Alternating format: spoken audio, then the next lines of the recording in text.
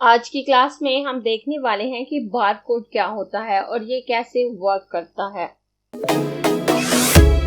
मैं हूं आपकी टीचर मुबीना बारी और आप देख रहे हैं एफर्ट फॉर सक्सेस। मज़ीद वीडियोस और अपडेट के लिए आप हमारी वेबसाइट विजिट कर सकते हैं। इसके अलावा आप हमें हमारे फेसबुक पेज पर भी फॉलो कर सकते हैं। बारकोड ब्लैक एंड व्हाइट लाइनों से बना हुआ एक कोड होता है। आप अक्सर शॉपिंग करने जाते हैं किसी मॉल में, जनरल स्टोर पे, कहीं भी, या आपके घर में डिफरेंट प्रोडक्ट आती हैं तो उन पे ब्लैक एंड व्हाइट लाइनों से बना हुआ एक कोड लगा होता है। शायद ही कोई प्रोडक्ट ऐसी आती हो जिसके साथ बारकोड ना हो। आप कुछ भी खरीदते हैं या आपके घर में कोई भी प्रोडक्ट आती है तो उस पे बारकोड लगा होता है और इस बारकोड में कंट्री की इंफॉर्मेशन, इंडस्ट्री की इंफॉर्मेशन और प्रोडक्ट की इंफॉर्मेशन स्टोर होती है। और जब मजीद इसके साथ सॉफ्टवेयर सेट किए जाते हैं तो इसकी प्राइस और अदर डिटेल्स भी इसके साथ अटैच कर दी जाती हैं। और जब बिल बनाने के लिए उस कोड को स्कैन किया जाता है तो हमारा कंप्यूटर उसकी डिटेल पढ़कर उसके मुताबिक उसकी बिलिंग कर देता है। बारकोड की मदद से इन्वेंट्री मैनेजमेंट आसान हो जाती है। अब यहाँ एक सवाल ये भी है कि क्या बारकोड हम खुद बनाते हैं या हम कहीं से खरीदते हैं? तो बारकोड हम खरीदते हैं GS1 से। GS1 global language of business है। अगर मैं आपको इसकी साइट पे लेके जाऊं तो ये GS1 की साइट है। आप GS1 की साइट पे जाने के लिए अपने ब्राउजर में gs1.com लिखें और इंटर करें। आप इस साइट पे पहुंच जाएंगे। यहाँ से आप इसके बारे में मजीद इंफॉर्मेशन ले सकते हैं। अगर आप इस कंपनी के बारे में जानना चाहते हैं, इसके स्टैंडर्ड, सर्विसेज, इंडस्ट्रीज, ये किस किस इंडस्ट्री से रिलेटेड आपको बारकोड प्रोवाइड करते हैं, तो यहाँ अगर आप प्राइसिंग के लिए लेना चाहते हैं तो आप यहाँ पे क्लिक करेंगे। हेल्थ केयर के लिए लेना चाहते हैं आप यहाँ पे क्लिक करेंगे। ट्रांसपोर्ट के लिए, टेक्निकल इंडस्ट्री के लिए, आप जिस भी कैटेगरी से रिलेटेड इंफॉर्मेशन लेना चाहते हैं आप यहाँ से ले सकते हैं। और अगर आप बारकोड खरीदना चाहें तो ये यहाँ नीचे आए तो ये नीड अ बारकोड और यहाँ पे गेट अ GS1 बारकोड लिखा हुआ है। इस पे आप क्लिक करके मजीद जो भी वो इन्फॉर्मेशन आपसे मांगेंगे आप वो इन्फॉर्मेशन देके और जो चार्जेस हैं उनके बारकोड के लिए वो पे करने के बाद आप बारकोड हासिल कर सकते हैं। अब यहाँ मैं आपको बताती हूँ कि बारकोड कैसे काम करता है और इसका स्ट्रक्चर क्या है। लेकिन उससे पहले मैं आपको ये बता दूं, यहाँ हम जिस बारकोड की बात करेंगे वो 13 डिजिट बारकोड है। 25 डिजिट का बारकोड हो सकता है, 30 डिजिट का, 8 डिजिट का। उसके अलावा भी कुछ कैटेगरीज मौजूद हैं तो आप जिस भी कैटेगरी का बारकोड हासिल करना चाहें कर सकते हैं। यहाँ मैं 13 डिजिट बारकोड को सामने रखते हुए आपको इसका स्ट्रक्चर समझाऊंगी और ये सबसे ज्यादा यूज होने वाला स्ट्रक्चर है। 13 डिजिट बारकोड सबसे ज्यादा यूज होने वाला बारकोड है।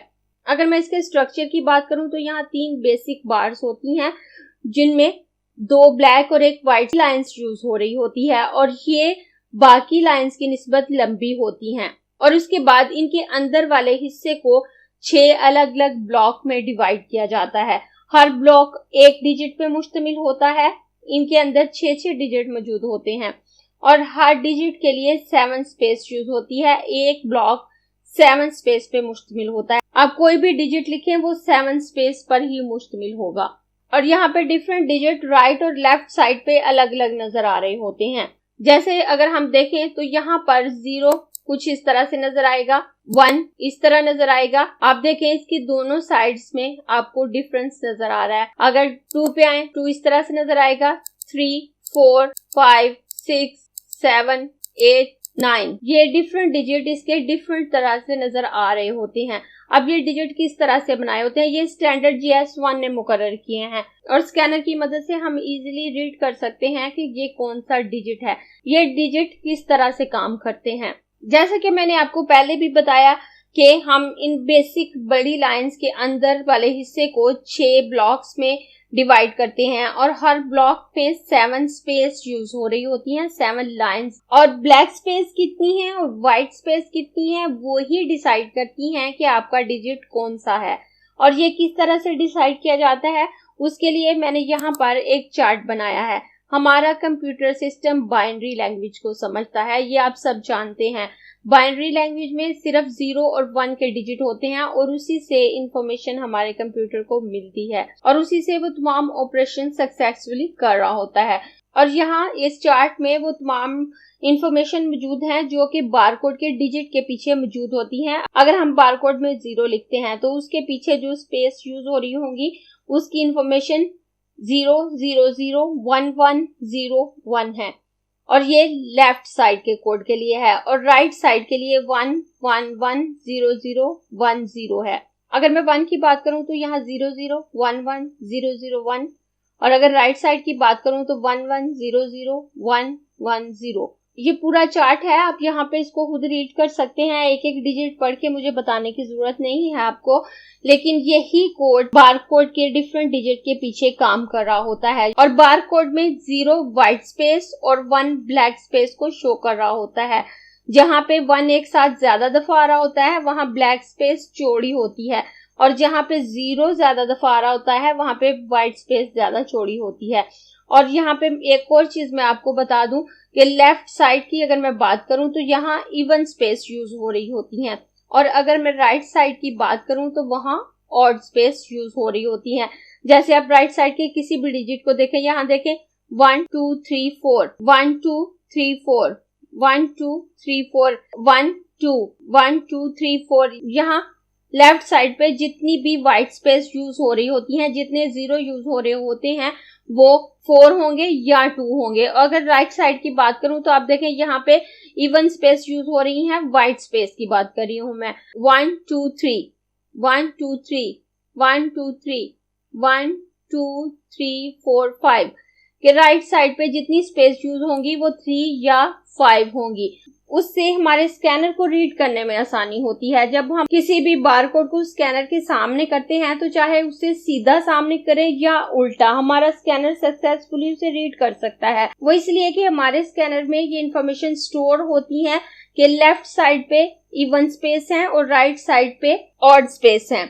इसलिए अगर वो राइट से लेफ्ट स्कैन करे या लेफ्ट से राइट स्कैन करे, वो बिल्कुल करेक्टली स्कैन कर लेता है। और उसके बाद मैं बात करती हूँ कि ये कोड हमें कैसे दिया जाता है।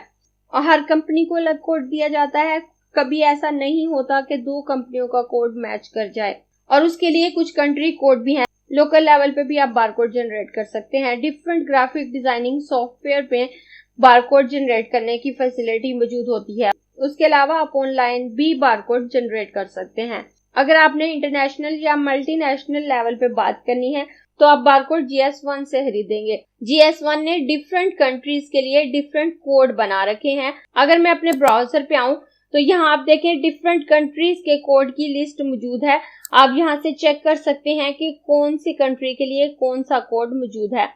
अगर मैं पाकिस्तान की बात करूं तो हम यहाँ से पाकिस्तान सर्च कर लेते हैं तो ये देखें, ये पाकिस्तान है। पाकिस्तान के लिए 896 कंट्री कोड है। पाकिस्तान की कोई भी इंडस्ट्री जब GS1 से बारकोड के लिए अप्लाई करेगी तो उसका बारकोड 896 से स्टार्ट होगा। यहाँ डिफरेंट कंट्रीज के कोड मौजूद हैं, आप चेक कर सकते हैं, और पाकिस्तान का कोड भी आप देख सकते हैं। तो यहाँ एक बारकोड मेरे पास मौजूद है, तो आप देखें ये 896 से शुरू हो रहा है। तो बारकोड के स्टार्ट में कंट्री की इंफॉर्मेशन मौजूद होती है, और उसके बाद इंडस्ट्री का नंबर होता है। जब कोई भी इंडस्ट्री बनाता है तो वो उसको रजिस्टर करवाता है, और जब रजिस्ट्रेशन करवाई जाती है तो उसको एक रजिस्ट्रेशन नंबर मिलता है। तो जब आप GS1 से बारकोड खरीदते हैं तो आप उसे अपनी कंट्री की इंफॉर्मेशन देते हैं कि ये इंडस्ट्री किस कंट्री से बिलोंग है, और उसके बाद आप उसे अपनी इंडस्ट्री का कोड देते हैं।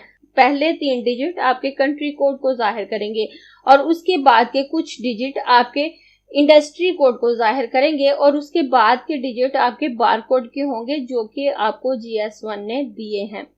आप लोकल सतह पे भी बारकोड जनरेट कर सकते हैं, आप ऑनलाइन भी बारकोड जनरेट कर सकते हैं। उसके अलावा डिफरेंट ग्राफिक डिजाइनिंग सॉफ्टवेयर में भी ये फैसिलिटी मौजूद होती है कि आप बारकोड जनरेट कर लें। लेकिन जो बारकोड आप खुद जनरेट करते हैं वो आप उसे लोकल लेवल पे ही यूज कर सकते हैं। जैसे अगर आपकी कोई शॉप है और आप चाहते हैं कि आप अपने डिफरेंट प्रोडक्ट पे बारकोड लगा के उसकी बिलिंग करें ताकि आपकी इन्वेंटरी मैनेजमेंट आसान हो जाए, आपको इजीली पता चल जाए कि आपकी कितनी प्रोडक्ट एक दिन में सेल हुई हैं, आपको अपना ऑडिट करने में आसानी हो, तो आप लोकल लेवल पे या खुद भी बारकोड जनरेट कर सकते हैं। तो उस तरह से आपको GS1 से खरीदने की जरूरत नहीं होती, लेकिन वो जस्ट आपकी एक शॉप तक महदूद होते हैं।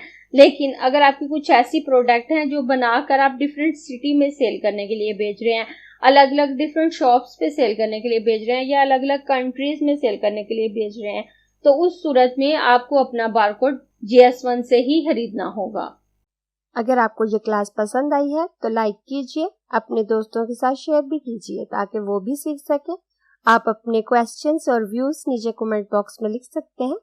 और अगर आपने चैनल सब्सक्राइब नहीं किया तो प्लीज सब्सक्राइब कीजिए ताकि आपको आने वाली वीडियोस का नोटिफिकेशन फौरन से मिल सके।